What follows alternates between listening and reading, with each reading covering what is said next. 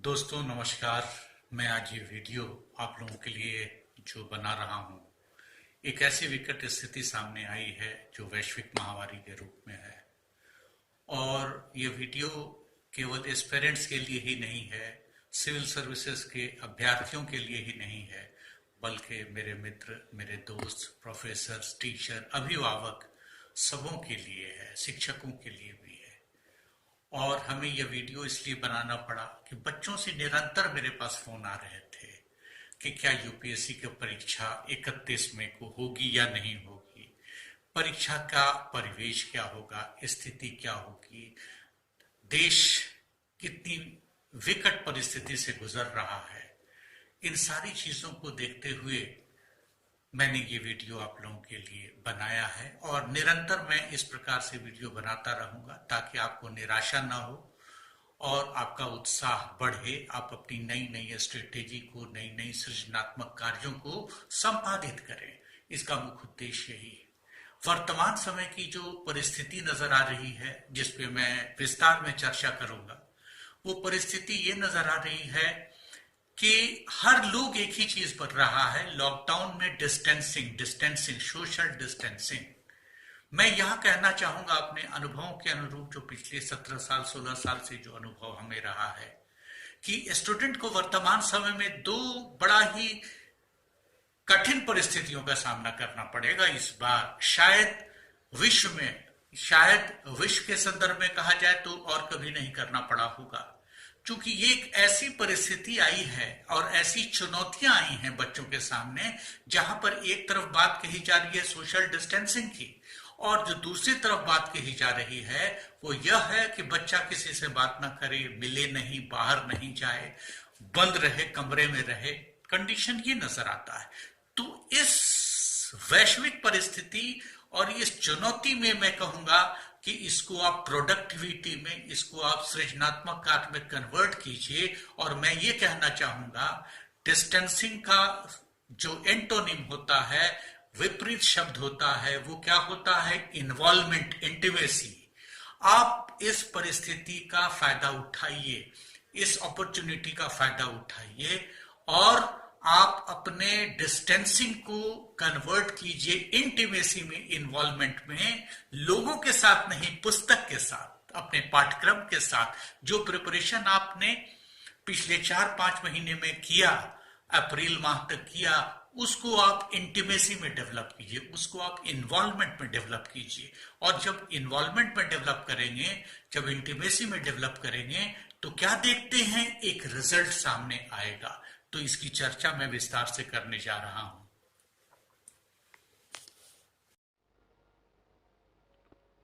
Hello friends, मैं आप लोगों के पास उपस्थित हुआ हूं।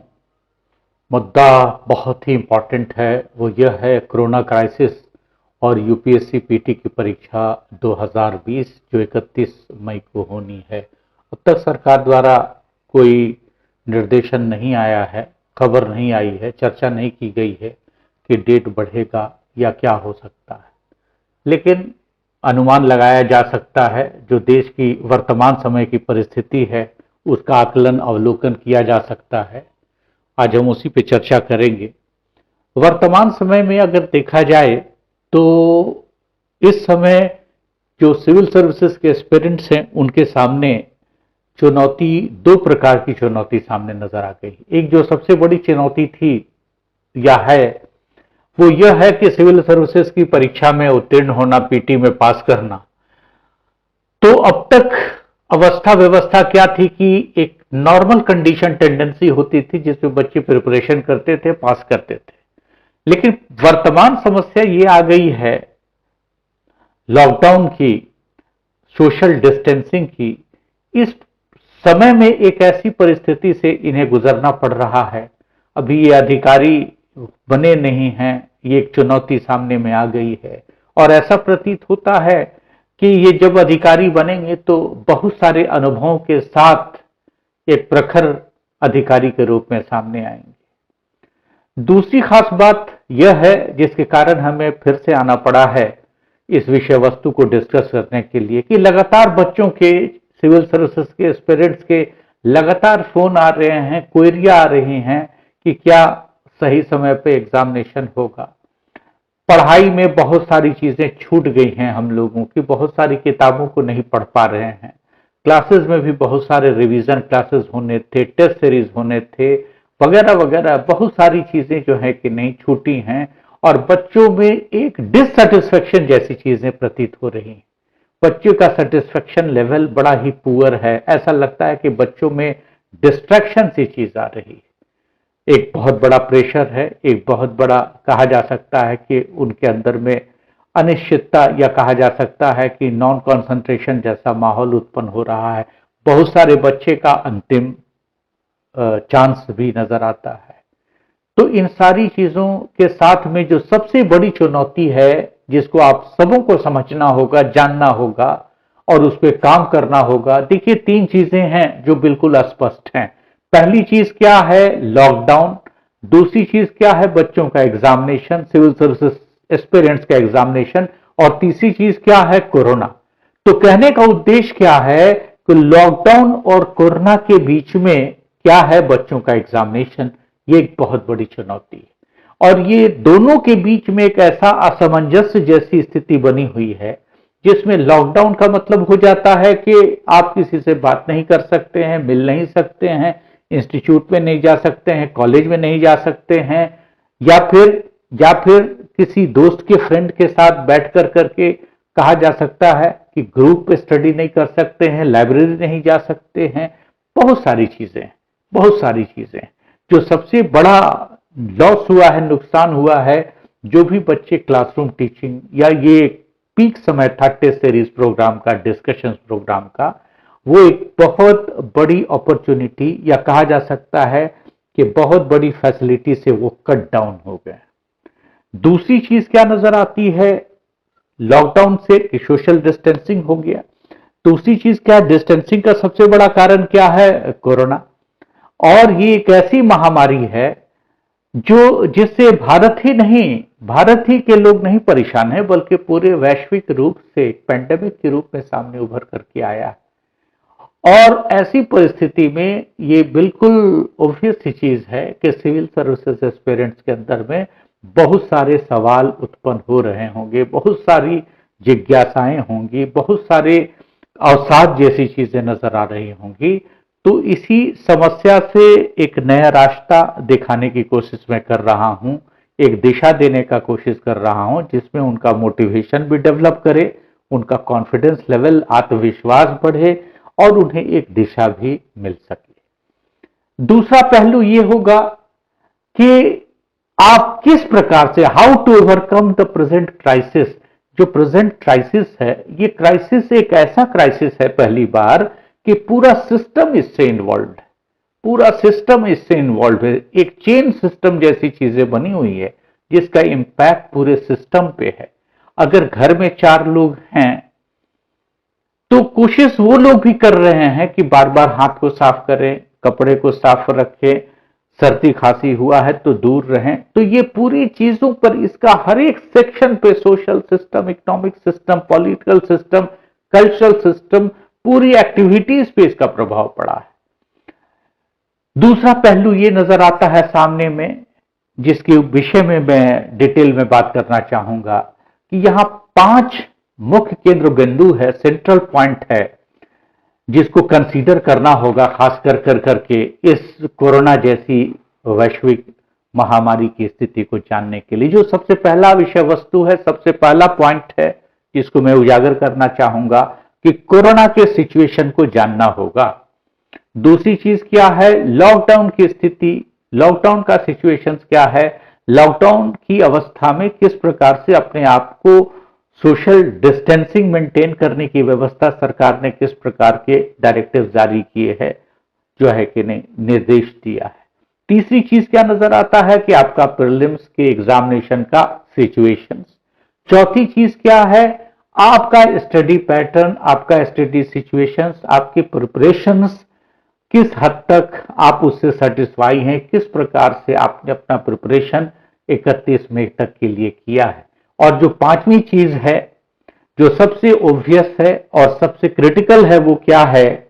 आपका स्ट्रेस, आपका जो है कि नहीं फ्रस्ट्रेशन, डिप्रेशन कह सकते हैं, बहुत सारी चीजें डेवलप हो सकती हैं और हर स्टूडेंट के साथ में हर प्रकार की समस्या होगी। ये टोटल उसके फिजिकल, साइकोलॉजिकल, फिजियोलॉजिकल, ये तीनों पहलुओं से जुड़ा हुआ तथ्य है। तो अब हम बारी बारी से चर्चा करते हैं। जो पहली चीज क्या है जिसको कंसीडर किया जा सकता है, कोरोना को। कोरोना वस्तुतः यह एक वर्ल्ड वाइड पेंडेमिक के रूप में आया है और यह वर्ल्ड वाइड पेंडेमिक इसलिए हो गया कि ये वर्तमान वैश्विक परिस्थिति है, ग्लोबलाइजेशन का एज है। इसलिए ग्लोबलाइजेशन के एज में ये पेंडेमिक एक नगर से दूसरे नगर, एक कॉन्टिनेंट से दूसरे कॉन्टिनेंट, एक जगह से दूसरी जगह, एक देश से दूसरी जगह तक विकसित हो गई है और हर जगह में इसका अलग अलग सिचुएशन है, अलग अलग रूप है, अलग अलग स्वरूप है। क्योंकि हर जगह की संस्कृति अलग है, सिस्टम अलग है, कंडीशन अलग है, लोगों का रहन सहन अलग है। और जैसा कि आपने देखा, अकेले अमेरिका जैसे most advance countries, super power के यहां सबसे ज्यादा डेथ रिकॉर्ड किया गया है। तो स्थिति को आप समझ सकते हैं। दूसरी चीज क्या है कि 100 साल के बाद ऑलमोस्ट प्लेग भी हुआ था, बुबोनिक प्लेग यूरोप में हुआ था, लेकिन वो जमाना ग्लोबलाइजेशन का नहीं था और प्लेग बहुत हद तक लोकलाइज हो गया। क्योंकि उस समय ग्लोबलाइज सिचुएशंस नहीं था, इंटरेक्शन एक वर्ल्ड से दूसरे वर्ल्ड का, एक कॉन्टिनेंट से दूसरे कॉन्टिनेंट का इंटरेक्शन नहीं था, जिसके कारण लोकलाइज हो गया और जान की या लोगों ने एक लिमिटेड, कहा जा सकता है कि नंबर में जान गंवाई या लिमिटेड कंडीशंस में चीजें अफेक्ट हुई। लेकिन अभी के कंडीशंस में अगर देखा जाए तो पूरी दुनिया की इकोनॉमी चरमरासी गई है, पूरे दुनिया का सोशल सिस्टम गड़बड़ हो गया। साइंस की बात की जाए, बहुत सारी चीजें हैं। तो पूरा के पूरा एक, कहा जा सकता है कि एक पर्यावरण, या कह सकते हैं कि एक पारिस्थितिकी, जिसे हिंदी में कहते हैं हम लोग, कि पूरा की पूरा इकोलॉजिकल बैलेंस गड़बड़ हो गया है, जो ह्यूमन मैनकाइंड से जुड़ी हुई चीजें हैं। उसके अनदर पहलू की बात करते हैं, अदर चीज की बात करते हैं, वो यह नजर आता है, वो चीज ये सामने नजर आता है कि वर्ल्ड हेल्थ ऑर्गेनाइजेशन की जो रिपोर्ट है, उस रिपोर्ट ने भी यह चीज बड़ा ही स्पष्ट कर दिया है कि इसका एक्सपेंशन का कोई लिमिट किसी भी कंडीशन में, किसी भी सिचुएशंस में बिल्कुल अनकंट्रोल सा नजर आता है और कहीं भी रुकता नहीं दिखाई दे रहा है। ना ही इसकी वैक्सीन की कोई चीजें समझ में आ रही है, क्योंकि ये एक इस प्रकार का वायरस है, बड़ा ही एसिम्प्टोमेटिक और सिम्प्टोमेटिक दोनों के दोनों है। इसकी स्थिति बड़ा ही भयावह है। Another important aspect is that कि जब तक से इसका रिस्ट्रिक्शन तभी हो सकता है, इसका कंट्रोल तभी हो सकता है, जब तक से आदमी का, मानव का इम्यून सिस्टम नहीं डेवलप होता है। जब तक से इम्यून सिस्टम नहीं डेवलप होगा, रेजिस्टेंस कैपेसिटी, रेजिस्टेबल कैपेसिटी जब तक से डेवलप नहीं होती, तब तक लाइफ सिक्योर नहीं है, सेफ नहीं है। और जहां तक वैक्सीन का प्रश्न उठता है, तो करीब 2 से 3 साल तक इसके वैक्सीन की जानकारी या वैक्सीन का, कहा जा सकता है कि आविष्कार या डिस्कवरी या यूटिलिटी, उपयोगिता में लाई जा सकती है। और अगर देखा जाए तो एक बड़ा ही भयावह न्यूज सामने है, चर्चा में है कि दक्षिण कोरिया में क्या देखा जा रहा है कि सिचुएशन बहुत ही हॉरिबल है। दक्षिण कोरिया में लोग कोरोना से ठीक हो गए थे, कोविड से, और फिर से क्या देखा जा रहा है कि जिनमें कोविड नेगेटिव था और फिर से उनमें प्रसिस्ट किया है, उनमें कोविड जो है पॉजिटिव आया है। तो ये एक बहुत बड़ा प्रश्न मार्क नजर आ रहा है। ये एक बहुत बड़ा चैलेंज है, खास करके किसके, एक साइंटिफिक वर्ल्ड में, जो एक एडवांस वर्ल्ड है, जो लोग वायरस पे काम कर रहे हैं। एक बहुत बड़ी चुनौती के रूप में ये सामने आ गई है, जो दक्षिण कोरिया वाला इशू सामने आया है, और जो पूरा के पूरा, कहा जा सकता है कि वर्ल्ड का जो साइंटिफिक, बायोलॉजिकल, या जो रूप से कहा जाए, वो पूरी तरह से बस एक ही चीज पे कंसंट्रेट कर रहा है, और वो चीज क्या है, लॉकडाउन। कंडीशंस क्या है, लॉकडाउन। और लॉकडाउन का मैकेनिज्म तभी सफल हो सकता है, ये मैं भारत के ही संदर्भ में नहीं कर रहा हूं, पूरे विश्व में ये मैकेनिज्म कंट्रोल तभी हो सकता है, इस पे जो नियंत्रण तभी पाया जा सकता है जब भारत जैसे देश में केंद्र और राज्य दोनों में सहमति होगी। क्योंकि कुछ सेंट्रल गवर्नमेंट का कुछ पावर है, स्टेट गवर्नमेंट का एक पावर है, जब तक से दोनों सरकार का ज्वाइंट एफर्ट नहीं होगा, दोनों में पारस्परिक सहयोग नहीं होगा, तब तक ये कंट्रोल मैकेनिज्म पूरी तरह से कामयाब नहीं होगा। क्योंकि स्टेट का कुछ अलग सब्जेक्ट है, केंद्र का कुछ अलग सब्जेक्ट है। केंद्र स्टेट को सहायता देगा और देन स्टेट का सहयोग केंद्र के साथ होगा, तभी इस पर नियंत्रण पाया जा सकता है। और केंद्र सरकार ने वर्तमान समय में डिक्लेयर कर दिया है इसे नेशनल डिजास्टर के रूप में, और नेशनल डिजास्टर के रूप में डिक्लेयर कर दिया है। और ये कहा यह जा रहा है कि जो दूसरी बार अनाउंसमेंट की गई है कि 3 मई तक इसकी अवधि को बढ़ाई गई, और 3 मई तक जब अवधि बढ़ाई गई है, इसके पीछे बस एकमात्र उद्देश्य यही है कि जान है तो जहां है, अगर जान बच जाता है तो फिर सब कुछ है, सारी चीजें आपके हाथ में है, सारी चीजें आपके कंट्रोल में है। तो गवर्नमेंट का सबसे बड़ा फोकस, चाहे केंद्र सरकार हो, राज्य सरकार हो, दोनों सरकार के सहयोग से इस तरीके को लेके अपनाया जा रहा है या लेकर के आगे की बात की जा रही है। और जहां तक आंकड़े के रूप में देखा जाए और इस महामारी का प्रभाव, प्रकोप, या फिर इसका कहा जा सकता है कि डेवास्टेटिव, जो इसका कहा जा सकता है हॉरिबल रूप, विध्वंसात्मक रूप अगर देखा जाए, तो विश्व के अन्य देशों के कंपैरेटिवली भारत का सिचुएशन, भारत का कंडीशन बहुत हद तक कहा जा सकता है कि सेफर साइड में है। जो डेथ रेशियो देखा जा रहा है स्पेन का, पोलैंड का, स्पेन का, और खास कर करके जो देखा जा रहा है न्यूयॉर्क का, अदर कंट्रीज का जो देखा जा रहा है, वहां की हालत, खास करके इटली जैसे कंट्री की हालत बहुत खराब है। जबकि इटली को माना जाता था कि मेडिकल एंड हेल्थ फैसिलिटीज में उसका विश्व में दूसरा नाम है। तो इन सब देशों की स्थिति बहुत खराब है। भारत का सिचुएशन तो भी बहुत हद तक ऐसा लगता है कि कंट्रोल अवस्था में है। सोशल डिस्टेंसिंग की प्रक्रिया एक ऐसी प्रक्रिया है जहां पे हर लोगों ने यही सुझाव दिया है, चाहे वायरोलॉजिस्ट हो, चाहे बायोलॉजिस्ट हो, या मेडिकल साइंटिस्ट हो, जो लोग भी इस क्षेत्र के एक विशिष्ट ज्ञान रखते हैं, वो बताते क्या है कि एकमात्र इसका तरीका क्या है, सोशल डिस्टेंसिंग। सोशल डिस्टेंसिंग की बात करते हैं, और ऐसा इसलिए ये कह रहे हैं कि इसका जो डेवलपमेंट होता है वो ज्योमेट्रिकल प्रोग्रेशन, इसका जो होता है डेवलपमेंट वो ज्योमेट्रिकल प्रोग्रेशन के हिसाब से होता है। इतना फास्ट इसका डेवलपमेंट है कि that is uncontrollable part of that.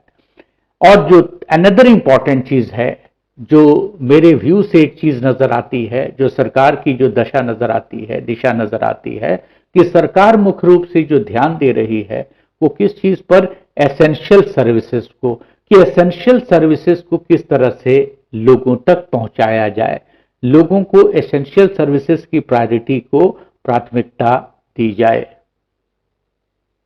अब लॉकडाउन के सिचुएशन के ऊपर अगर बात की जाए तो इसमें जो सबसे मेजर इश्यूज है, मेजर मुद्दा है, वो यह है अप टू 3rd में again the extension of 20 days.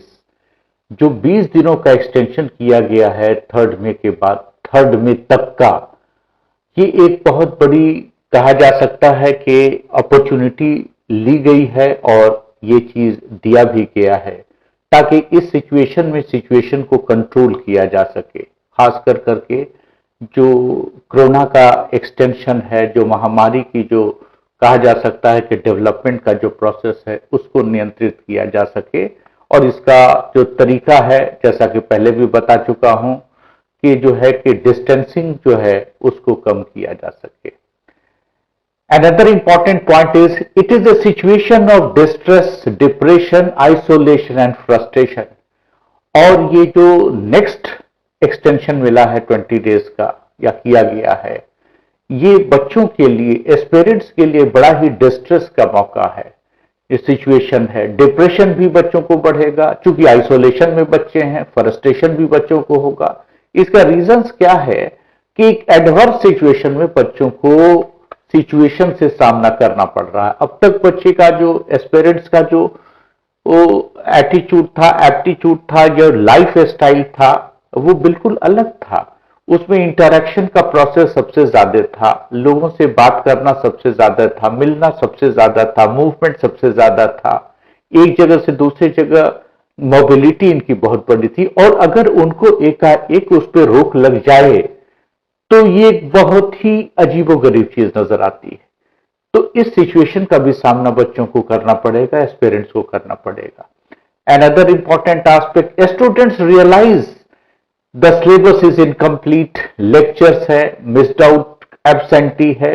तो बच्चों को जो पेरेंट्स को जो सबसे बड़ी चीजें फेस करनी पड़ रही है वो यह है, बच्चों को लगता है कि सिलेबस उसका इनकम्प्लीट है, बच्चे लेक्चर को अटेंड नहीं कर रहे हैं, अगर कुछ लेक्चर्स हुए भी हैं तो कुछ मिस्ड आउट हो गए हैं, एब्सेंटी भी चीजें नजर आती हैं। ओवरऑल जो चीजें बच्चों को फील होती है कि उनके अंदर एक इंटरनल डिससेटिस्फेक्शन जैसी चीज नजर आती है, जिसमें लगता है कि पूरा सिस्टम, यानी मतलब है कि उसके सिलेबस, उसका पैटर्न, जो प्रिपरेशन है वो कंप्लीटली इनकम्प्लीट जैसी चीजें नजर आती है। Another important aspect इसकी जो बात है कि extension of lockdown of another 21 days may bring out certain rays of hope, ऐसा उम्मीद की जाती है, ऐसा सोचा जाता है, सरकार का भी ये प्रयास है कि 21 दिनों का जो ये खास कर करके एक्सटेंशन दिया गया है कि जो डिस्टेंसिंग है उसको कम किया जा सके। तो ऐसा लगता है कि एक नया होप, एक नई आशाएं सामने नजर आ सकती है। ये भी एक बहुत बड़ी बात नजर आती है, क्योंकि अब तक इसका जो प्रतिफल है या इंपैक्ट नजर आता है कि मोर और लेस फायदा नजर आ रहा है, मोर और लेस कमियां नजर आ रही हैं। और एक मैं आप लोगों को बच्चों उदाहरण देना चाहूंगा कि अकेलेपन में बहुत सारे लोग, बड़े बड़े विद्वान, बड़े बड़े साइंटिस्ट ने बहुत नया नया कारनामा अंजाम दिया है, और यहां तक कि उनको अपने आप के बारे में जानने का भी मौका मिला है। एक छोटा सा एग्जाम्पल देता हूं कि अरबिंदो घोष जब बंगाल का सेपरेशन हुआ था तो उन्होंने as a revolutionary leader, radicalist leader, उन्होंने आह्वान किया था कि the separation of Bengal is my life breath and I will have it. और आगे चल करके उनको 1908 में सेलुलर जेल भेज दिया गया, जहां पर उनको सॉलिटरी कन्फाइनमेंट किया गया। सॉलिटरी कन्फाइनमेंट का मतलब क्या है सेलुलर जेल में, कि एक अकेली कोठरी है, उसमें केवल प्रकाश के आने की जगह ही मिलती है। और जब वहां पर उनको समय व्यतीत करना पड़ा तो उन्होंने अपने आप को पहली बार समझा, उनको सेल्फ रियलाइजेशन हुआ। और सेल्फ रियलाइजेशन होने के बाद जब वो जेल से निकले, जब उनको वहां से मुक्ति मिलती है, तो क्या नजर आता है कि वो कंप्लीटली एक चेंज व्यक्तित्व के रूप में, व्यक्ति के रूप में सामने आते हैं। और उन्होंने इस चीज को प्रूव किया कि अपने आप के बारे में जाना जाए, और आगे चल के फिर वो ह्यूमन सर्विसेज की तरफ अपने पूरे कार्यक्रमों को आगे चलाया, और ऑरोविल में अपने आश्रम की भी स्थापना की थी अरबिंदो घोष ने। तो मेरे कहने का उद्देश्य क्या है कि सबसे पहली बार आत्म अवलोकन करना और अकेलेपन का एक नया फायदा उठाना भी एक बहुत बड़ी जिसको कहा जा सकता है कि चुनौती के रूप में इसकी सार्थकता को सिद्ध की जा सकती है। तो ये एक अपॉर्चुनिटी है, आप लोगों को इसमें अपॉर्चुनिटी उठा सकते हैं। अनदर इंपॉर्टेंट एस्पेक्ट है यूपीएससी प्रीलिम एग्जाम, जो तीसरा सबसे इंपॉर्टेंट मुद्दा सामने नजर आता है।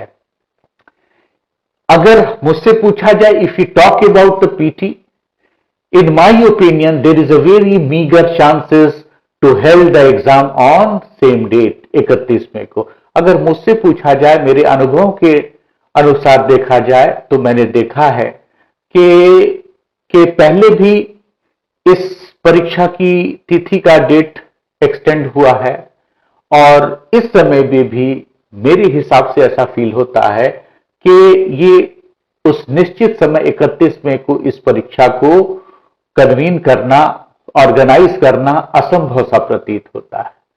दूसरी खास बात क्या है, मेंस का जो रिसेंट टाइम में इंटरव्यू का प्रोग्राम चल रहा था उसको पोस्टपोन कर दिया गया है इंडेफिनिट पीरियड के लिए। तो एक दूसरा डेवलपमेंट भी नजर आता है। और जहां तक यूपीएससी अगर इस एग्जामिनेशन को चाहे कि कंडक्ट कर ले तो ये एक बहुत बड़ा चैलेंज नजर आता है और इसमें कहा जा सकता है कि बहुत सारे लोगों के लाइफ का थ्रेट नजर आता है। क्योंकि इस प्रक्रिया में एक खास बात क्या नजर आ जाएगी कि इतने बच्चों का आना जाना, उनका एग्जामिनेशन हॉल में बैठना, अमूमन देखा यह गया है, नॉर्मली देखा यह गया है कि फॉर्म 10 लाख फिल होता है और करीब करीब 5 लाख बच्चे हर साल यूपीएससी प्रीलिम्स में अपीयर होते हैं। और इस प्रक्रिया में क्या देखा जाएगा, ट्रांसपोर्टेशन सिस्टम, बसेस हैं, ट्रेन है, प्लेन है, उसके बाद पर्सनल व्हीकल है, बच्चों का लॉजिंग है, बोर्डिंग है, स्टेइंग है, all these activities are required. इस कंडीशंस में क्या देखते हैं कि डिस्टेंसिंग का जो कहा जा सकता है कि जो प्रक्रिया है या जो चीज कही जा रही है कि आइसोलेशन की बात कही जाए तो ये पूरी तरह से सोशल, जिसको कहा जा सकता है डिस्टेंसिंग का वायलेशन होगा। और इस संदर्भ में सरकार कभी भी यह कदम नहीं उठाएगी, ऐसे मेरा अनुमान है ये, लेकिन सरकार कुछ भी कर सकती है। लेकिन ऐसा प्रतीत होता है, गेस किया जा सकता है या पूर्वानुमान लगाया जा सकता है कि वर्तमान परिस्थिति इस चीज को किसी भी हालत में परमिट नहीं करती है। एक और चीज सामने नजर आता है कि बच्चों की ये भी क्वेरी आ रहे हैं बार बार हमारे पास कि क्या ऑनलाइन परीक्षा नहीं की जा सकती है। ऑनलाइन परीक्षा संभव नहीं है, लेकिन ऑनलाइन संभव कर पाना यह बड़ा ही कठिन कार्य है। क्योंकि एक एक्सरसाइज हो चुका है कि यह परीक्षा जो है कि नहीं एग्जामिनेशन हॉल में होगी और 5 लाख बच्चे, 10 लाख बच्चों का फॉर्म है, 5 लाख बच्चों का ऑनलाइन इंतजाम कराना, ये बहुत बड़ी प्रक्रिया है, एक बहुत बड़ा जिसको कहा जा सकता है एक्सपेरिमेंट या मेथड होगा और इसको फिर से ऑर्गेनाइज करना ये बिल्कुल असंभव सा प्रतीत होता है। उसके बाद एक और संभावना नजर आती है कि इस सिचुएशन में अगर कहा जा सकता है कि कुछ पॉसिबिलिटी नजर आती है इस कंडीशंस में, या फिर देखा जाए कि कंडीशन अगर इंप्रूव्ड होता है कंट्री में तो इस एग्जामिनेशन की तिथि को बढ़ाई जा सकती है। और ऐसा नहीं है कि ये पहली बार होगा। हमारे पास जो पुराने स्टैटिस्टिक्स हैं उसके आधार पर बहुत आसानी से कहा जा सकता है कि 2013 में परीक्षा की तिथि 26 में थी, 2014 में परीक्षा की तिथि 24 अगस्त थी, 2015 में 23 अगस्त थी, 2016 में 14 अगस्त थी एंड 2017 में जून में हुई थी, 2018 में 3 जून को, 2019 2 जून को और अभी वर्तमान समय में 2020 में 31 मई को की गई थी। तो यूपीएससी के लिए कोई एक नया काम नहीं होगा अगर यूपीएससी अपने परीक्षा की तिथि को बढ़ाती है, एक्सटेंड करती है। क्योंकि परीक्षा को इस कंडीशन आपाधापी में लेना हर तरह के रिस्क को दावत देना होगा और जैसा कि आप जानते ही हैं कि इसका जो प्रकोप है वो ज्योमेट्रिकल प्रोग्रेशन के हिसाब से डेवलप होता है या बढ़ता होता है। अब मैं बात करना चाहूंगा जो मेजर मुद्दा है यूपीएससी प्रीलिम्स का और बच्चों का स्टडी का सिचुएशंस क्या है, कंडीशंस क्या है, प्रिपरेशंस क्या है। अगर इस मुद्दे की बात की जाए तो मेरा सुझाव और मेरा सजेशन सबसे पहला ये होगा कि बच्चे को अपने एटीट्यूड को बदलना होगा, अपने सोच को बदलना होगा, अपने तौर तरीके को पिछले जो 40 दिन का जो एक्सरसाइज हुआ है इसमें चेंज लाना होगा, बदलाव लाना होगा, एक नई एडेप्टेबिलिटी लानी होगी। और मैं यह कहूंगा और मैं बहुत ही फोर्सफुल्ली यह कहूंगा, बहुत स्ट्रांगली रेकमेंड करेंगे कि आप अपने एटीट्यूड को टाइम और स्पेस के साथ चेंज करें, बदलाव लाएं। और क्या देखेंगे कि आप लोग पूरी तरह से अपने बैक टू बेसिक के ऊपर आप कंसंट्रेट कीजिए। बैक टू बेसिक कहने का उद्देश्य क्या है, यूपीएससी के प्रीलिम्स एग्जामिनेशन का जो पैटर्न है, उस पैटर्न में 4 पिलर ऑफ सक्सेस की बात मैंने पहले भी बताई है और अभी भी बताऊंगा। 4 पिलर ऑफ सक्सेस की बात है। 4 पिलर ऑफ सक्सेस का मतलब उसके कन्वेंशनल 4 फंडामेंटल पिलर्स हैं और वो सब्जेक्ट है, हिस्ट्री है, ज्योग्राफी है, इकोनॉमी है और पॉलिटी है। आप अगर इस बेसिक्स पे कंसंट्रेट करेंगे तो मुख्यतः ज्यादातर क्वेश्चंस की जो डोमिनेटिंग पार्ट है वो 70 to 80% क्वेश्चंस इसी से आती है। तो इसके बाद इसको लगातार आप रिवीजन करते रहें, इस पे फोकस करें, इससे रिलेटेड क्वेश्चंस के प्रैक्टिस करें। अगर हो सके तो ज्यादा से ज्यादा ऑनलाइन प्रोग्राम बहुत सारे हैं, उसके क्वेश्चंस को सॉल्व करें, प्रैक्टिस को करते रहें, रिवर्स स्टडी में भी प्रैक्टिस करें, ज्यादा से ज्यादा क्वेश्चंस को देखें। और यहां पे जो सबसे बड़ी चीज मायने रखती है वो यह होगी प्रैक्टिस। क्योंकि होता क्या है, आदमी अपने कमियों को नहीं जान पाता है और कमियों को जानने का तरीका क्या होता है, जितना ज्यादा आप टेस्ट दीजिएगा, जितने ज्यादा प्रैक्टिसेस कीजिएगा, आपकी शॉर्टकमिंग्स जो है कि नहीं निकल करके सामने आएगी। फिर उस पर जब आप वर्क करेंगे तो आपका कॉन्फिडेंस लेवल भी बढ़ेगा। जहां तक करंट अफेयर्स का सवाल है, तो करंट अफेयर्स और science and tech, ecology, environment की बात है, तो इसको जैसे आप एक रेगुलर रूटीन में पिछले 6 माह 7 माह से जो आप पढ़ते आ रहे हैं उसका रिवीजन करते चलिए। और कोई भी नए टॉपिक को जबरदस्ती पढ़ने की कोशिश आप नहीं करेंगे, क्योंकि नए पढ़े सब्जेक्ट नए टॉपिक को लेके चलेंगे तो थोड़ा सा डिस्ट्रक्शन हो सकता है, थोड़ा सा वहां पर निराशा भी हो सकती है। इसलिए बैक टू द बेसिक्स, अपनी बेसिक जो तैयारी किए हैं उस तैयारी की प्रैक्टिसेस को लेकर के चले। जैसे कहा गया है ना भाई कि practice makes a man perfect, तो इस कंडीशन में प्रैक्टिस को लेकर के चले।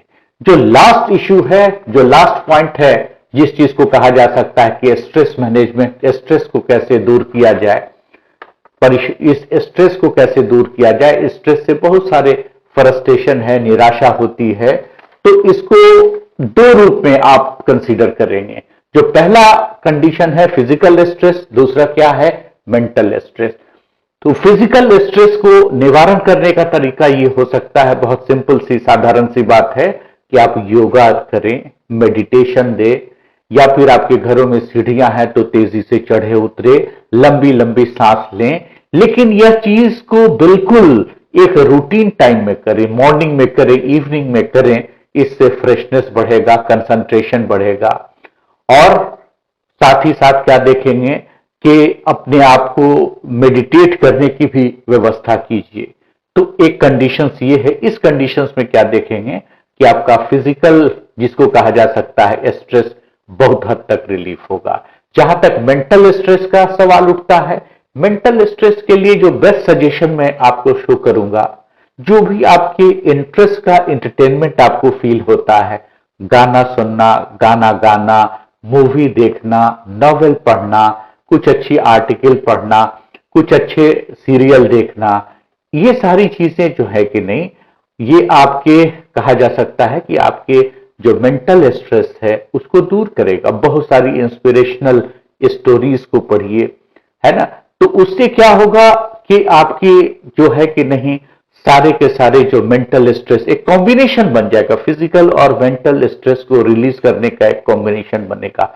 और इसमें जो सबसे अहम चीज मैं कहना चाहूंगा, जो कि सोशल डिस्टेंसिंग की बात में, कोरोना के लिए जो भी कहा जा सकता है कि डॉक्टर्स हैं, फिजिशियंस हैं, या फिर कहा जा सकता है कि बहुत सारे वायरोलॉजिस्ट हैं, उनकी रिपोर्ट आ रही है, WHO की भी रिपोर्ट हो रही है। उन लोगों का स्पेसिफिक स्ट्रेस है इम्यूनिटी को डेवलप करने का, इम्यून सिस्टम को डेवलप करने का। तो इम्यून सिस्टम को डेवलपमेंट, और खास करके विटामिन सी की बात कही जा रही है, कैल्शियम की बात की जा रही है, बहुत सारी चीजों की बात की जा रही है।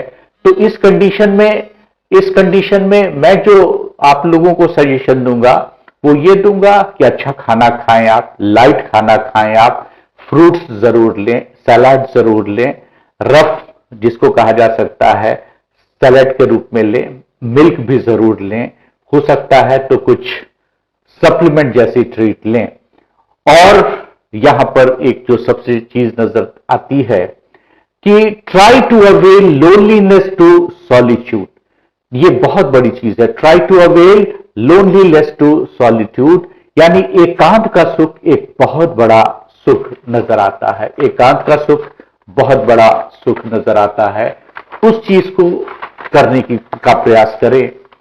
और एक जो दूसरी चीज है जो वर्तमान समय के पूरे विश्व के समाचार एनालिसिस से जो एक चीज सामने निकल करके आता है, वो यह निकल करके आता है, अगर हम 40 साल पहले और 40 साल आगे की बात करें, जो वक्त बीत चुका है, तो हम देखते क्या हैं, पुराने जमाने में क्या देखते थे कि ज्यादा से ज्यादा लोग इस डिस्टेंसिंग को मेंटेन करते थे। प्रणाम करने की प्रथा, घर में आते थे तो जूते को बाहर उतार के आते थे, इस प्रकार की प्रथा थी। एक ऐसा कल्चर था, नहाने का स्थान अलग, कपड़े रखने का स्थान अलग, जो है खान पीन का, यानी पूरा की पूरा तरीका बिल्कुल अलग था। और हमें ऐसा प्रतीत होता है कि इस 40 दिनों में जो अभी की प्रक्रिया है, इस 40 दिनों में एक तरह की आपकी एक इंटेंसिव ट्रेनिंग हो जाएगी।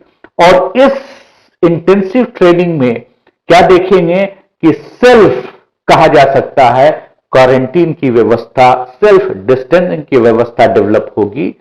और इसमें क्या होगा, इस व्यवस्था को आप आत्मसात कर लें, क्योंकि आपके आने वाले जीवन में, आने वाले 40 वर्षों में ये ट्रेनिंग आपको कहीं मिल सकेगी। और कोरोना जैसी जो कहा जा सकता है कि महामारी आई है, इस महामारी का निवारण या निदान बहुत जल्दी नहीं होने वाला है। इसमें काफी समय लगेगा। अगर आप ये कल्चर डेवलप कर लेते हैं, ये मेथड डेवलप करते हैं, ये हैबिट डेवलप करते हैं, तो आपका आने वाला दिन, आने वाला लाइफ का स्टाइल बहुत ही सुखद होगा, है ना। तो इसके साथ मैं विदा लेता हूं। बहुत बहुत नमस्कार। उम्मीद करता हूं कि आप सभी इस मेरे लेक्चर से, इस आइडिया से जो है कि नहीं लाभान्वित होंगे, और लगातार मैं इस प्रकार की चीजों को देता रहूंगा। Thank you.